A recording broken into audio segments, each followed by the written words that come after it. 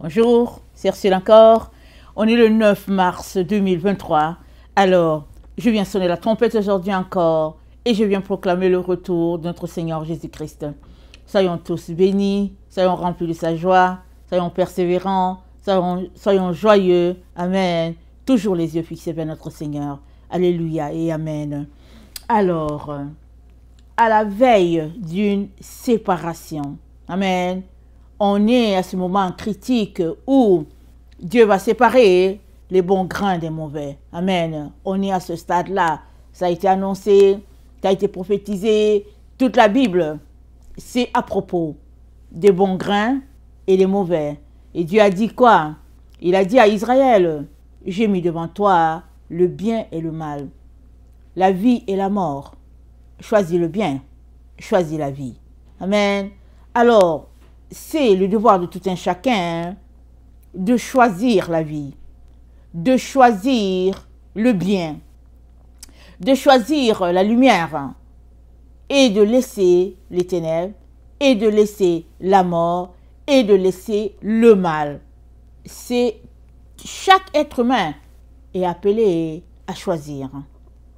Alors, quel est ton choix? Amen. Quel est ton choix? Il est très important que tu puisses t'assurer que tu as choisi le bien, que tu as choisi la lumière, que tu as choisi la vérité. Parce que si tu n'as pas choisi la vérité, alors tu vas te retrouver du côté du mensonge.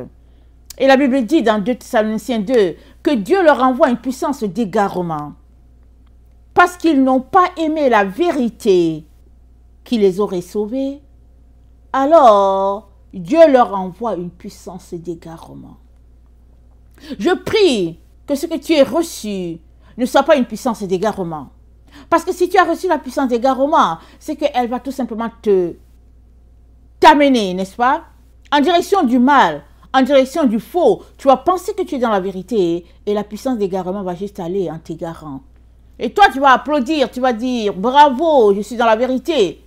Mais au fait, tu es tout simplement égaré. Et quand tu te réveilleras, il sera trop tard. Tu te réveilleras pour constater qu'au fait, tu étais sur le mauvais chemin. Mais tu ne pouvais tout simplement plus t'arrêter. Parce qu'il y avait cette force-là qui t'entraînait, n'est-ce pas? Comme un courant en direction de ce que Dieu n'aime pas. Une force qui t'entraîne de telle sorte que tu ne puisses plus t'opposer. Et Dieu ne veut pas que tu sois là. Alors ce matin, Dieu m'a donné un message, je viens apporter ce message, n'est-ce pas? Pour toutes ces personnes-là, au fait, qui ont choisi la vérité à leur niveau, mais au fait, qui sont dans une sorte de brouillard et qui ne veulent pas tout donner à Jésus. Par exemple, ils ont donné à Jésus 95 et ils veulent garder le 5%. Ou bien ils ont donné à Jésus-Christ 98, ils veulent garder le 2%. Peu importe le pourcentage. Il y a un groupe de personnes, c'est pour eux que Dieu m'envoie parler ce matin. Aujourd'hui, pardon, excusez-moi. Il m'a donné ce message ce matin. Amen. Dès mon réveil, il m'a donné le message. Et il parle à ceux-là. Ceux-là qui, au fait, ont choisi Jésus, se sont abstenus du monde, mais il y a un petit bémol dans leur parcours. Dieu m'envoie parler à ce groupe-là afin que vous puissiez vous ranger le plus rapidement du côté de la vérité. Ça dit que il est très important que vous puissiez basculer du côté de la vérité en donnant votre 100% à Jésus. C'est ça que le Seigneur m'envoie vous dire. Parce que la séparation va se faire. Elle va se faire. Et tous ceux-là qui, pour une raison donnée, ont tout simplement joué un peu sur une certaine ligne de faiblesse, ils seront coupés. Ils vont se retrouver du côté des ténèbres. Et ce serait dommage. Ce serait dommage d'avoir marché avec Jésus et puis de t'être refroidi. Ou bien ce serait dommage d'avoir marché avec Jésus et d'avoir gardé ton bout parce que tu ne veux pas céder quelque chose. Alors, je vais lire Matthieu 13. Matthieu 13, le verset 47. Et je vous partagerai ce que le Seigneur m'a dit à la suite de cela. Alors, Matthieu 13, le verset 47. Matthieu 13, le verset 47. Ça dit ceci. Le royaume des cieux est encore semblable à un filet jeté dans la mer et ramassant des poissons de toute espèce. Quand il est rempli, les pêcheurs le tirent et après s'être assis sur le rivage, ils mettent dans les vases ce qui est bon et ils jettent ce qui est mauvais. Il en sera de même à la fin du monde. Les anges viendront séparer les méchants d'avec les justes et ils les jeteront dans la fournaise ardente où il y aura des pleurs et des grincements de dents. Alors, avez-vous compris toutes ces choses? Oui, répondirent-ils. Et il leur dit, c'est pourquoi tout scribe instruit de ceux qui regardent le royaume des cieux est semblable à un maître de maison qui tire de son trésor des choses nouvelles et des choses anciennes. Alors, ton trésor, c'est quoi? C'est ton cœur, c'est tes entrailles, c'est là où Dieu demeure. Alors, chaque scribe instruit tire de son trésor des choses nouvelles et des choses anciennes. C'est-à-dire quoi? C'est-à-dire que si on considère ton trésor comme une gibecière ou bien comme, disons, comme un récipient, là-dedans, il y a des choses nouvelles et il y a des choses anciennes. Alors, les choses nouvelles, amen, elles viennent remplacer les choses anciennes qui étaient là par rapport à ta compréhension. Mais parce que tu marches dans la parole de Dieu, parce que tu es renouvelé à tous les jours par son Saint-Esprit, tu acquiers la compréhension et la connaissance que ce que tu avais, ce n'était pas ça au fait. Mais à ce niveau où tu étais, tu comprenais ça comme ça. Mais Dieu dans sa grâce te donne de comprendre mieux. Alors il est important que tu jettes la première compréhension, cette chose ancienne là que tu la jettes. Et puis que tu remplaces cela par ce qui est neuf. Jésus-Christ dit dans sa parole que on ne peut pas mettre dans une outre du vin nouveau. On ne peut pas mettre dans une outre vieille du vin nouveau. Parce que l'outre va se rompre et le vin sera répandu. Mais on met du vin nouveau dans une outre nouvelle. Mais où est l'outre? L'outre, c'est toi-même. Alors tu te renouvelles à tous les jours. La Bible dit aujourd'hui, si vous entendez sa voix, n'endurcissez pas vos cœurs. Alors chaque jour, on entend sa voix. Et chaque jour, on est appelé à renouveler nos cœurs. Chaque jour, on est appelé à laisser Dieu prendre toute la place. Chaque jour, on est appelé à dire à Dieu, Seigneur, examine-moi. Hein? Regarde le péché qui est en moi. Chaque jour, on est appelé à dire au Saint-Esprit, Saint-Esprit, sors de mes entrailles, sors de mes profondeurs. Regarde s'il y a un péché. Amène à la surface le péché qui est là que je ne vois pas à cause de mes ténèbres. Et le Saint-Esprit qui sonde les profondeurs va aller chercher en toi et il va amener à la surface une zone ténébreuse dans ta vie. Et une fois qu'il amène, tu es appelé à confesser tes péchés, à jeter cela et à venir devant Dieu pour dire Seigneur, au secours. Seigneur, viens à mon secours, purifie-moi, lave-moi. C'est comme ça qu'on est appelé à marcher. Alors, tout scribe instruit de ce qui concerne le royaume est semblable à un maître de maison qui tire de son trésor des choses nouvelles et des choses anciennes. Mais de quelle maison s'agit-il? Il s'agit de ta maison. Ta maison, ton corps, qui est le temple du Saint-Esprit. Tu es le maître de ta maison, tu es le maître de ton corps. Tu es le maître de tes pensées. Tu es le maître de tes émotions. Tu leur donnes la direction que tu veux. Si tu veux confier toute ta maison à Jésus-Christ, alléluia, amen, c'est toi. Tout dépend de toi.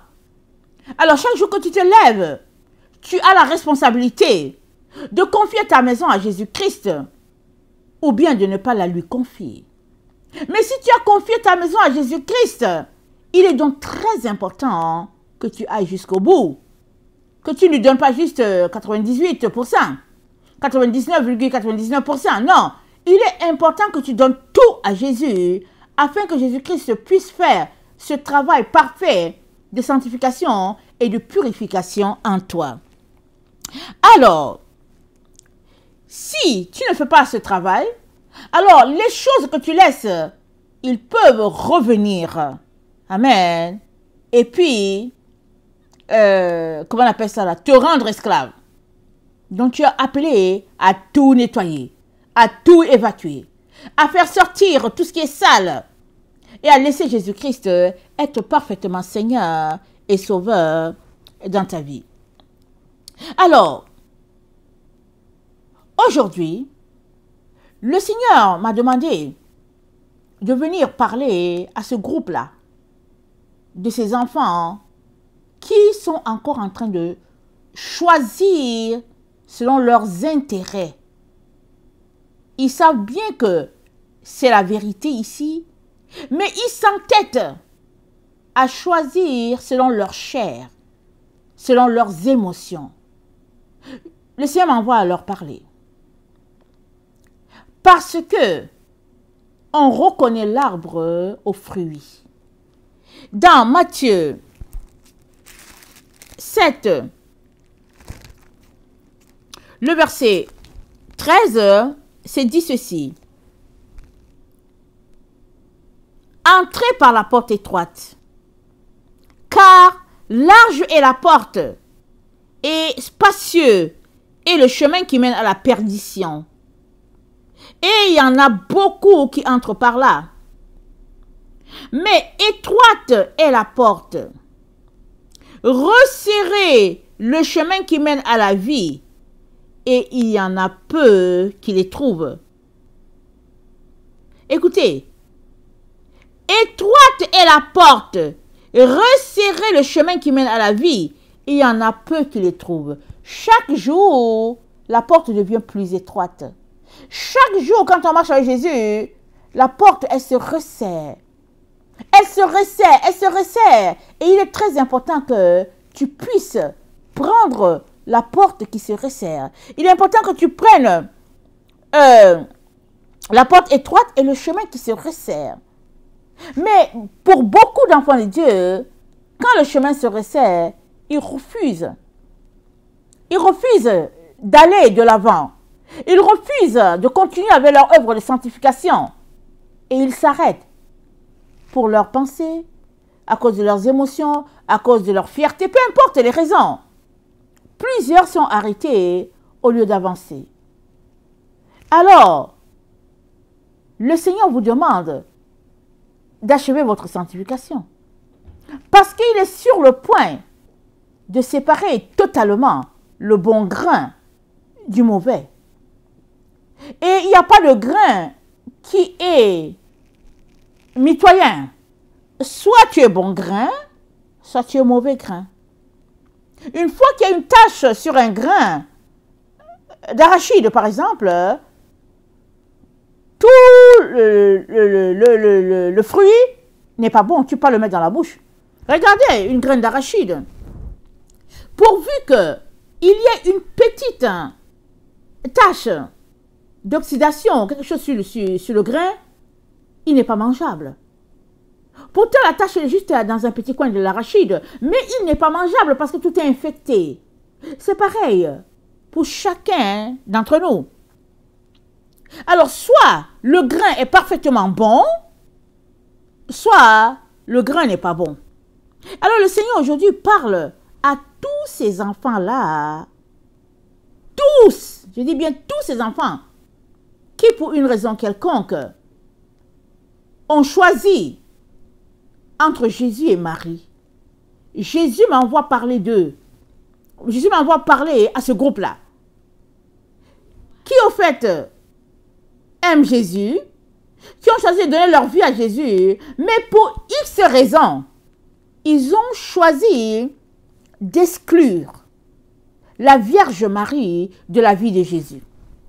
Ils se sont appropriés leur Jésus. Marie, bonsoir, on ne veut rien savoir. Jésus m'envoie parler à ce groupe. Parce que ce qu'il m'a montré, c'est qu'il y a plusieurs enfants de Dieu qui ne sont pas entrés à cause de la Vierge Marie. Plusieurs.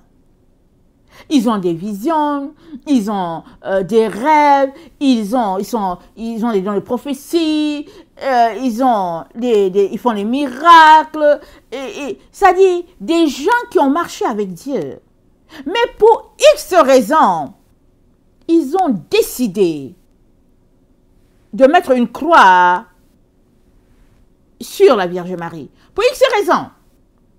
Ou bien s'ils n'ont pas mis une croix, ils ne se sont jamais prononcés sur elle.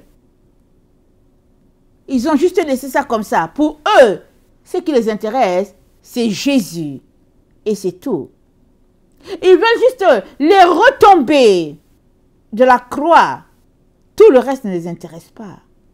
Ils veulent la gloire qui est rattachée à la croix. Mais Jésus-Christ, avant de nous donner les bénéfices de la croix, Jésus-Christ est tombé. Il a souffert. Il a été chicoté. Et puis, il est mort. Il est mort, cloué sur le bois du calvaire, lui qui n'a rien fait. Quand il est ressuscité, alors désormais, la résurrection était aussi possible pour tous ceux-là qui croiraient en lui. Mais avant d'arriver à cette conclusion, que la résurrection est désormais possible pour tout un chacun, Jésus-Christ a souffert. Et pas à peu près. Il s'est vidé de lui-même. Il s'est vidé de tout. De l'eau, du sang. Il s'est vidé de ses émotions. Il s'est vidé complètement. Pour que toi et moi, nous puissions être appelés enfants de Dieu aujourd'hui. Alors, si tu veux de Jésus, tu le prends avec tout ce qu'il est. Mais Jésus, c'est le fruit d'un arbre. Il est le fruit d'un arbre. On ne peut pas séparer le fruit de l'arbre. Ce n'est pas possible. Ce n'est pas possible. Voilà pourquoi le Seigneur m'envoie parler à ce groupe-là. Parce qu'il y en a des dents qui sont sur le point de passer directement de l'autre côté. Carrément du côté de l'ennemi. Parce qu'ils ont marché avec Dieu, marché avec Dieu, marché avec Dieu. Pour une raison quelconque, ils ont décidé de mettre la croix sur la Vierge Marie. Pour cette raison-là. Qu'elle soit petite, grande. Cette raison-là les a jugés et ils ont été coupés, carrément, de la bonne graine. Ou bien ils ont été coupés de l'arbre, parce que nous sommes greffés à l'arbre. Ils ont été coupés à l'arbre. Ils ont été coupés de l'arbre. Mais l'arbre c'est qui? Mais l'arbre c'est Marie. L'arbre, Marie, Jésus-Christ c'est le fruit de l'arbre qui est Marie. Alors nous aimons tous le fruit. Oh Jésus, nous t'aimons, Jésus, nous t'aimons, Jésus, nous t'aimons. Mais Jésus, il a été porté par un arbre. Dans Matthieu 12, le verset 33,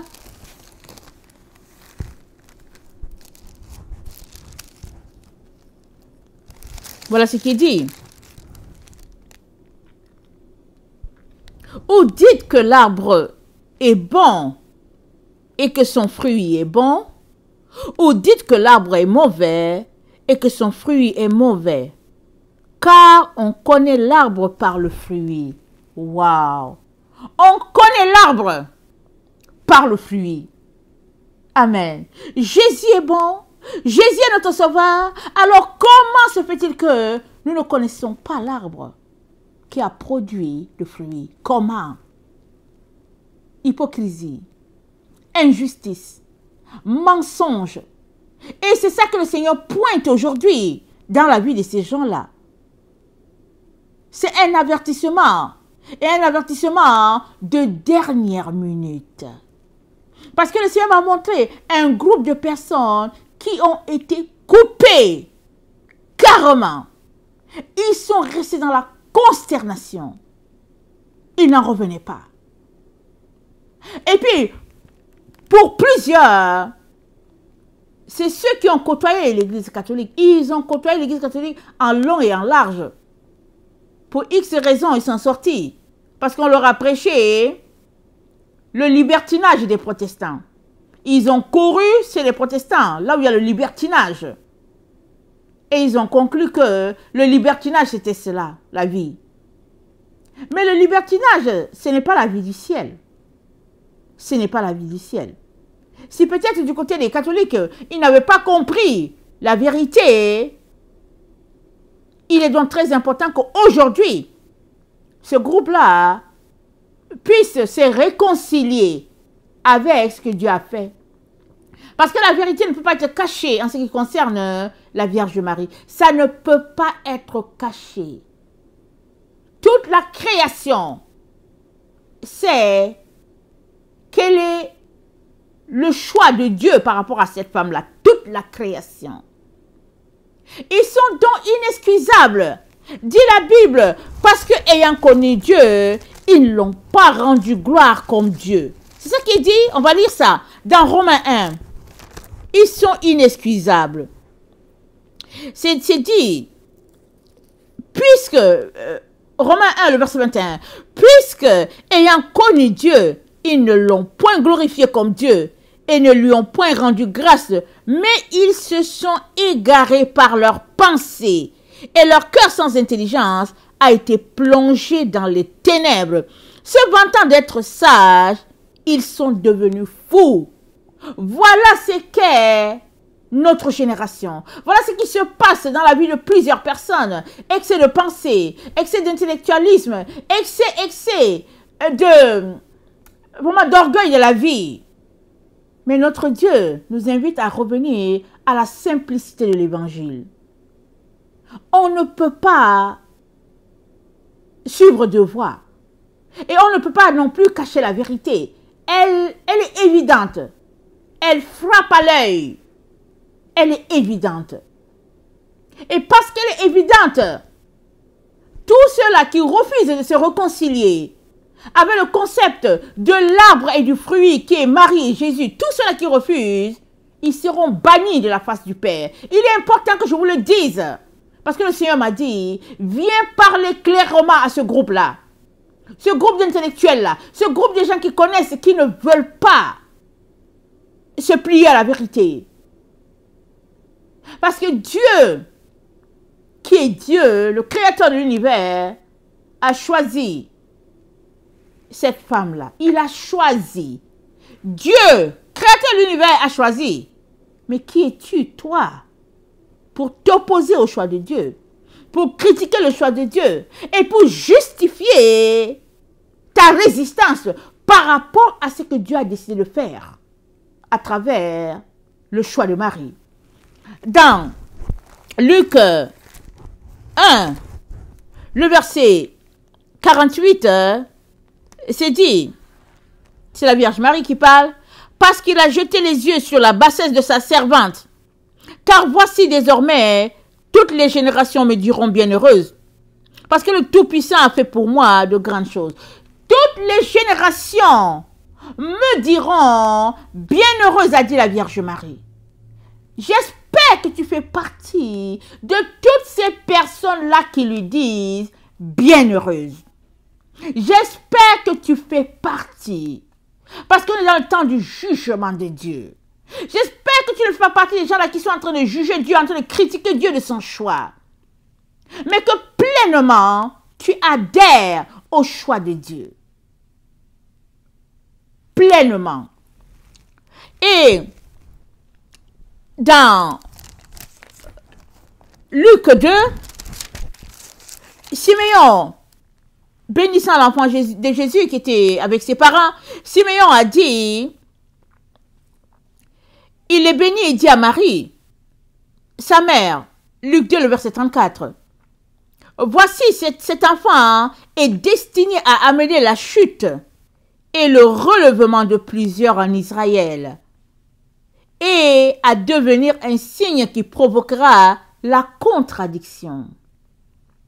Et à toi-même, une épée te transpercera l'âme, afin que les pensées de beaucoup de cœurs soient dévoilées. À toi-même, une épée te transpercera l'âme, afin que les pensées de plusieurs soient dévoilées. Où est l'épée qui transperce l'âme de Marie? L'épée lui a transpercé l'âme pendant que son fils était sur la croix, n'est-ce pas? Elle a souffert. Elle a souffert du même type de souffrance parce que c'était son fils. L'épée lui a transpercé l'âme.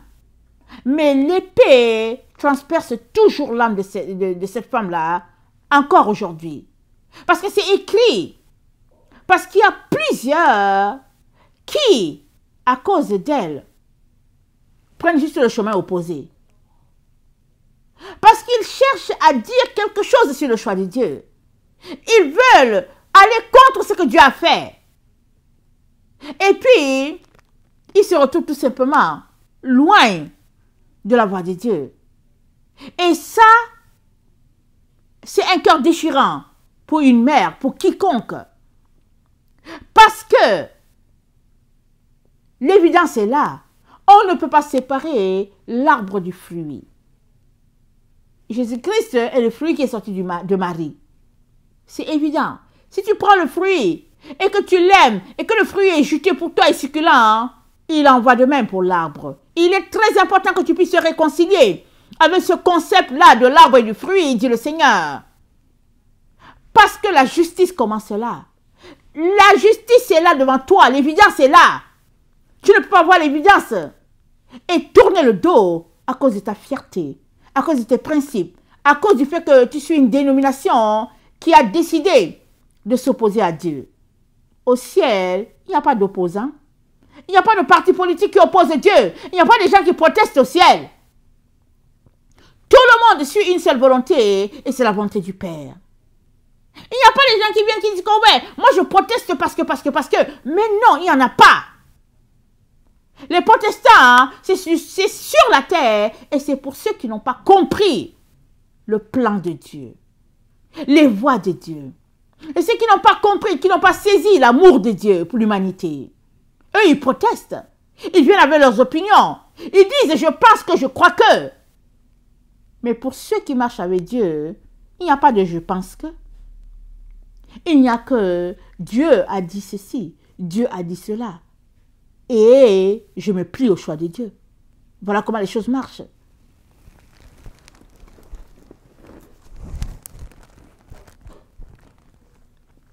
Alors, tu ne peux pas honorer Jésus-Christ, qui est le fruit, et ne pas honorer l'arbre. Et jeter la saleté sur l'arbre en disant que oui, l'arbre, je ne m'en occupe pas, mais j'aime le fruit. Ce n'est pas possible, ça ne marche pas. Tu ne peux pas aimer le fruit, mordre là-dedans et dire, oh Jésus, je t'aime, je t'aime. Et ne pas rendre grâce à Dieu pour l'arbre qui a produit le fruit. Tu ne peux pas.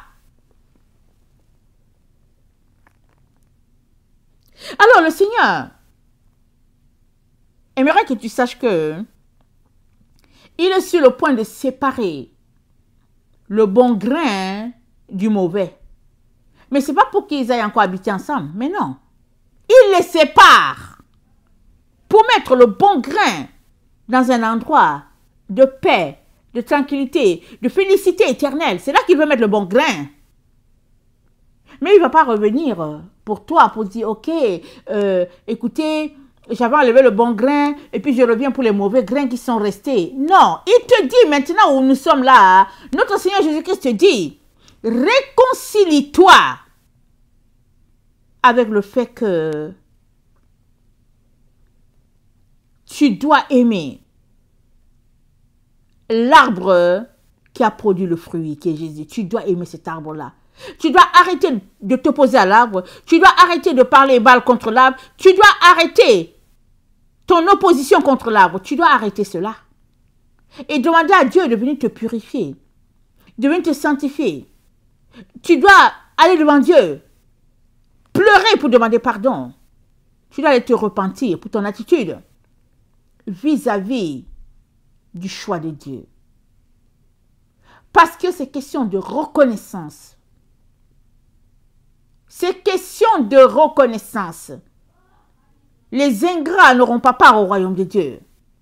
La reconnaissance, très importante.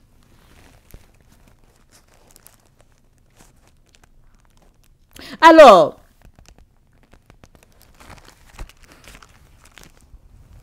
où en es-tu avec cette situation qui met une distance entre Dieu et toi? J'ai parlé du cas de la Vierge Marie, les gens qui sont bloqués à cause de la Vierge Marie, mais il y a d'autres gens qui sont bloqués, non pas à cause de la Vierge Marie, ils sont bloqués à cause d'autre chose. C'est juste un 2%. Mais ils sont là, ils ne bougent pas de leur position. Par exemple, Dieu a dit quoi? Il a dit d'observer le sabbat. Il a dit c'est un signe entre vous et moi, afin que les gens reconnaissent que vous êtes mes enfants. Il l'a dit. Ézéchiel 20, le verset 20. Il a dit d'observer le sabbat parce que Dieu s'est reposé. Ce jour-là, il aimerait que ses enfants se reposent aussi. Mais il y a beaucoup d'enfants de Dieu qui refusent d'observer le sabbat. Ils disent oui, je sais que Dieu veut que je me repose le sabbat, je sais que Dieu veut que j'arrête le sabbat, mais moi j'ai décidé que je veux faire ceci, je veux faire cela. Beaucoup d'enfants de Dieu, beaucoup seront tout simplement mis de côté parce qu'ils le savaient, ils ont refusé d'aller dans le sens de Dieu. Ils ont décidé de s'opposer à Dieu pour X raisons. Et Dieu vous dit de mettre les points sur vos i le plus rapidement possible. Le plus rapidement. Parce que la séparation va arriver à un moment où peut-être que tu ne t'y attendras pas. Un moment de surprise. Et ce sera la consternation. Mais ce sera la volonté de Dieu. Pourquoi seras-tu laissé dehors pour une affaire de fierté, pour une affaire d'entêtement? Parce que si tu ne comprends pas, ok, tu n'as pas compris. Il y en a qui viendront à Jésus-Christ, ou bien qui seront venus à Jésus-Christ il y a 1 semaine, 2 semaines, et qui entreront. Et il y a d'autres qui seront là depuis 40 ans, qui n'entreront pas dans le repos du Père. Parce que, connaissant Dieu, connaissant ses voies, connaissant ses choix, ils ont décidé tout simplement de ne pas aller dans le sens de Dieu et de faire ce qu'ils voulaient. Et Dieu m'a envoyé aujourd'hui pour dénoncer cette situation-là et encourager tous ceux-là qui sont réticents à régler ce problème le plus rapidement possible. Plus rapidement possible. Parce que Dieu n'est pas un homme pour mentir. Il n'est pas un fils d'homme pour se repentir. Ce qu'il a dit là, il va le réaliser. Et il est sur le point de réaliser cette promesse connue depuis les générations. Que le temps vient où Dieu va séparer le mauvais grain du bon. Il va le séparer. Et comme il a dit à son serviteur Ézéchiel, c'est avec ça que je vais terminer. Il a dit à Ézéchiel, en tout cas, ils mettaient leurs abominations proches de mon mur. Il dit, j'ai séparé. C'est Ézéchiel 43, le verset 6. C'est avec ça que je termine. J'entendis quelqu'un qui me parlait depuis la maison, et un homme se tenait près de moi, et il me dit, fils de l'homme, c'est ici le lieu de mon trône. le lieu où je poserai la plante de mes pieds. J'y habiterai éternellement au milieu des enfants d'Israël. La maison d'Israël et ses rois ne souilleront plus mon saint nom par leur prostitution et par les cadavres de leurs rois sur leur haut lieu. Ils mettaient leur seuil près de mon seuil, leur poteau près de mes poteaux. Il n'y avait aucun mur entre moi et eux. Ils ont ainsi souillé mon saint nom par les abominations qu'ils ont commises. C'est pourquoi je les ai consumés dans ma colère. Maintenant, ils éloigneront de moi leur prostitution et les cadavres de leurs rois, et j'habiterai éternellement au milieu d'eux. Toi, fils de l'homme, montre ce temple à la maison d'Israël, qu'ils en mesurent le plan et qu'ils rougissent de leurs iniquités. S'ils rougissent de leur conduite, fais-leur connaître la forme de cette maison, sa disposition, ses issues et ses entrées, tous ces dessins et toutes ces ordonnances, tous ces dessins et toutes ces lois, mets-en la description sous leurs yeux, afin qu'ils gardent tous ces dessins et toutes ces ordonnances, et qu'ils s'y conforment dans l'exécution. Qu'ils s'y conforment dans l'exécution. Telle est la loi sur le sommet de la montagne. Tout l'espace qu'elle doit occuper est très saint. Voilà donc la loi de la maison. Tout l'espace est très saint, dit le Seigneur. Pas une partie sainte et une partie selon nos intérêts. Pas Dieu qui décide un point et puis nous aussi nous venons donner notre opinion en disant je pense que je crois que. Non, c'est Dieu à 100% et c'est tout. Il est donc très important, chers frères et chères sœurs, que vous puissiez vous réconcilier avec tous les petits péchés que vous gardez dans votre vie en disant que, ok, ça, je garde ça pour moi.